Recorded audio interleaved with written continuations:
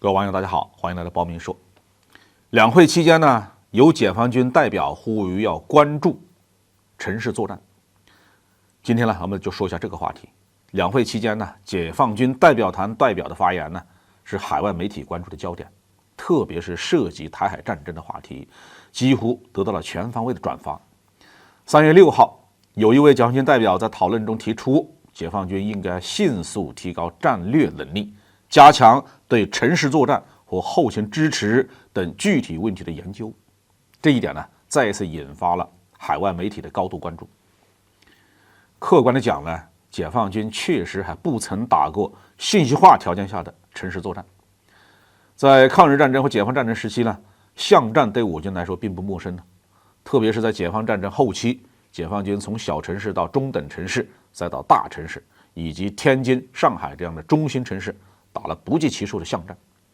其中绝大多数是成功的，也有少数是遭遇的挫折，比如说第3次四平攻坚战就没有能够成功。解放战争收尾时期的太原攻击战还付出了比较大的代价。解放军最后一次巷战经验呢，是1979年自卫反击战期间的亮山战斗。当时解放军在强大炮火的支援下，用几天时间就攻克了这一座越南北方的军事重镇，让越南当局陷入了极大的恐慌之中。不过1979年到现在呢，已经过去了44年，在这么长的时间里，我们确实仅仅是看着别人打巷战，我们自己上去行不行？这确实是一个要认真对待的问题。无论对于多么强大的军队，巷战都不是一件很容易的事情，除非防守的一方抵抗意志薄弱，一触即溃，否则就算是美军不付出巨大的代价，也不可能轻易的把城市攻下来。伊拉克战争期间，美军快速的夺取了巴格达，但那是因为伊拉克政府军呢已经溃散，没有什么抵抗意志了。到了费卢杰战斗期间，美国军队就打得相当的辛苦，美军动用了15000多人的大部队，打了1个多星期，付出了500多人伤亡的代价，才拿下了这座小城。虽然伊拉克哈迪德武装的损失要比美军大得多，但是美国方面是凭借了全面的装备优势、兵力优势、火力优势，在信息化体系、无人机、坦克的支援下，才算是勉强打下了这座小城。苏联解体之后了，俄罗斯军队也打了相当多的巷战，其中包括2次车臣战争、格鲁吉亚战争。至于发生在城市当中的反恐作战，那就更是不计其数了。除了在格鲁吉亚战争当中表现不错之外，在其余的情况下呢，俄军要么就是自己付出了惨重的代价，要么就是把城市打成一片废墟。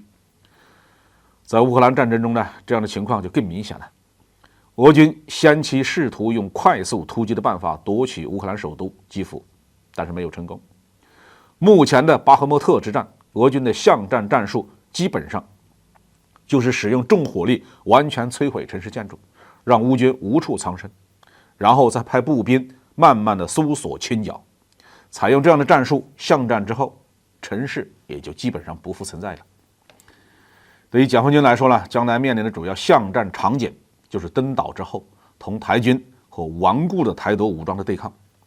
相比解放战争以及对越自卫反击战，现在的城市攻坚条件那要好得多了。而且我军经过了长期的收台作战准备，各种情况肯定是都已经预计到了，各种对策都已经充分准备了。